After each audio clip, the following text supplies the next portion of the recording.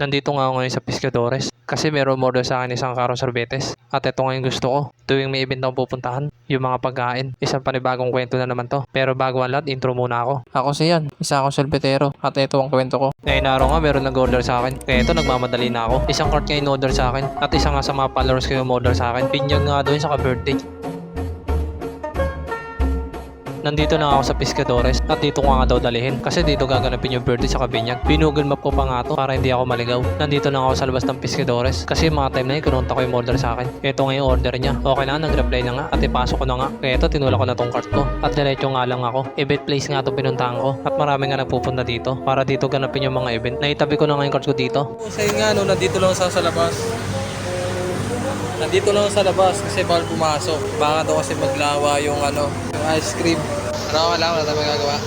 Hindi nga pinapasok yung cart ko kasi daw baka maglawa. Tama naman sila. Kaya okay na to. Naiintindihan ko naman sila. Umupo muna nga ako dito kasi wala pa humingi ng ice cream. At mga ilang minuto nga, meron nang humingi ng ice cream sa akin. Kaya ito, tumayo na ako. Pinuksan ko na yung takip ng cart ko kasi tatanggalin ko yung takip ng tubo. At ito, tinanggal ko na nga. Okay na, kaya binalik ko na yung takip ng cart ko. At ito, naka-plastic pa nga to. Nilagyan ko nga ng plastic sa ibabaw para hindi madumi yan. Meron nang humingi. Kaya ito, binuksan ko na tong cart ko. At yung plastic na sa ibabaw, tinanggal ko na. Okay na nga. Kaya kumuha na ako ng apa. Kasi sa apa ko daw ilagay. Binuksan ko na ulit tong cart ko. At sinimulan ko na takalo yung sorbetes niya. Maganda nga pag ito may order ako kasi hindi na ako maglalako. Hihintayin ko na humingi sila sa akin. At ito, sunod-sunod na sila humingi sa akin.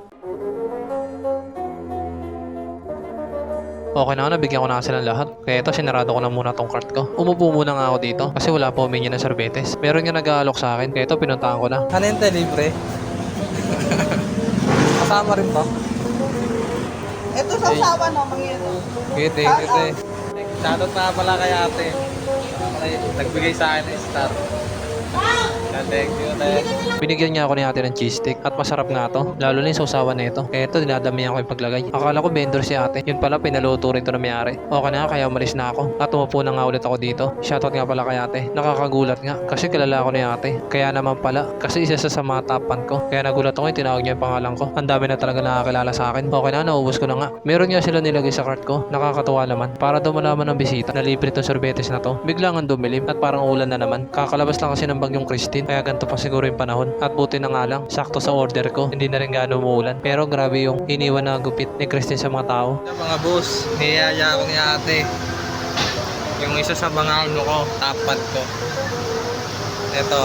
Nagsimula na nga silang kumain at niyayaya na nga nila ako kumain. Kaya ito, hindi na ako nagtatlong isip. Pumasok na ako dito sa loob. Baka kasi maubusan pa ako. At ito yung gusto ko tuwing may order ako. Yung mga pagkain. At ito, nakapila na yung mga pagkain. At puro masarap nga. Kaya ito, kumuha na ako ng plato. At nilagyan ko na nga rin ng kanin. Akala ko kasi sila yung maglalagay. Ito na nga yung unang nilagay. Parang spaghetti. At nilagyan na nga rin ng ulam. At ito, nagsisikainan na sila. At meron nga rin dito lechon. First time ko nga lang makatikim nito. Kaya excited ako tikman to. Okay na, nalagyan na nga lahat. At kumuha nga ako ng sauce na lechon. Ito doon kasi nagpapasarap. Nilagyan ko na nga ng sauce. Kaya ito, lumabas na ako. Doon nga ako sa labas kakain. Kasi may yain ako. Kahit naman kilala nila ako. Ito, lumabas na nga ako dito. At dala ko na nga itong pagkain ko. Ang sarap nga ng mga handa nila. Panigurado, maubos ko to.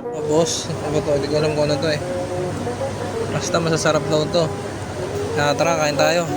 Nagsimula na nga ako kumain kasi nagugutom na rin ako. Umalis kasi ako sa bahay na walang kain. Sa mga magsasabi niyan, kung bakit sa labas ako kumain. Mas pinili ko kasi kumain dito sa labas kasi may yain ako. Kasi kung doon ako kain sa loob, bahay sa sandok lang kainin ko na sobrang may yain ko. Hindi ko nga naubos kasi ang dami kasi at nabusog na nga rin ako. At mga ilang minuto nga, meron na nga ulit humingi na sorbetes at tapos na nga rin sila kumain. Kumbaga dessert nila to. Kaya ito, binuksan ko na tong cart ko at nagtakal na ako ng sorbetes. At habang nagtatakal nga ako, marami na nga sila humingi sa akin. Meron nga ulit nakakilala sa akin at tinatanong nga ako kung nagbablog pa ako. Kasi ito si ate, followers ko to sa TikTok. Kaya sabi ko active ako sa FB. At sabi ko nga ito, nakablog ako. Kaya ito pala ikaw isa sa camera. Shoutout nga pala sa'yo te. I-follow mo na kasi ako sa FB. Kasi sa TikTok ko, hindi na ako madalas makapag-upload doon. Kaya sa mga supporter ko dito sa FB, please follow to my TikTok. Marami nga ulit nagsigingian at kakatapos nga lang nila kumain. Wala na nga humihingi. Kaya ito, sinarado ko muna tong cart ko. Marami pa rin cup sa kaapa at meron pang cup na natitira dito sa lagayanan ko. At ito naman sorbetes, marami-rami pa. Konti lang kasi yung bisita. Nagutom nga ako sa kakatakal ng sorbetes. Kaya pumunta ako dito sa mga street food. At ito, kumuha nga ako ng stick at tumusok nga ako ng kikiam. Wala nga yung bantay dito kasi nandun sa loob kaya hindi ako nahiya tumusok. Ang sarap nga ng pagkagawa ng sauce. At ito nga inahabol ko. Okay na nga, tamang food trip na naman ako nito. Kundi lang ako mahihain, babalutin ko na to lahat. Kaso mahihain si Mang yan. Natapos lang yung birthday sa Kabinyag. Kaya ito yung mga tao nagsisiuyan na. Sa mga boss, ayun na matatapos na yung birthday. Pag dito. nagsibalutan na sila. Siyempre, ako daw makikibalot din ako mga boss. At ito nga yung mga binalot ko mga boss, hindi ko na nag-video eh. Iya kasi ako. Kanya mga boss, meron tayong cake, saka hindi ko alam ano yan. Tapos ayan yung cheesecake ko doon kanina sa vendor. Tapos hotdog, para sa anak ko yan. Puti na lang talaga, meron ako 1 kilo Ipapaiwan niya yung sorbetes. Kaya ito, yung apas sa cup, ilalagay ko na sa plastic. Kasi yung iwan ko lang yung cooler. Pero yung body ng cart ko, dadalhin ko. Kasi bukas magtitinda ako. Kailangan ko to. Kaya cooler lang iiwanan ko. Nakuha ko na yung apas sa cup. Kaya itatabi ko na to. Tatabi ko na dito sa gilid. At sila na nga daw bahala. Ayan, thank you nga pala kay ate. Yan. Salamat nag-order. Ayun yung nag-order sa akin. Ice cream niya. Yan. Thank you, te.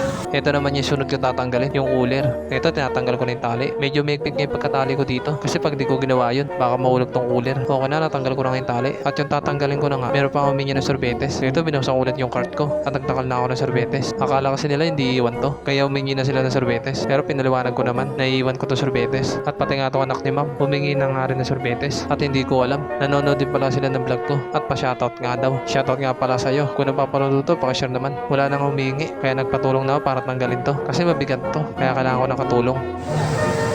Yo, shoutout kuya. Dadalhin sa Bangkulasin.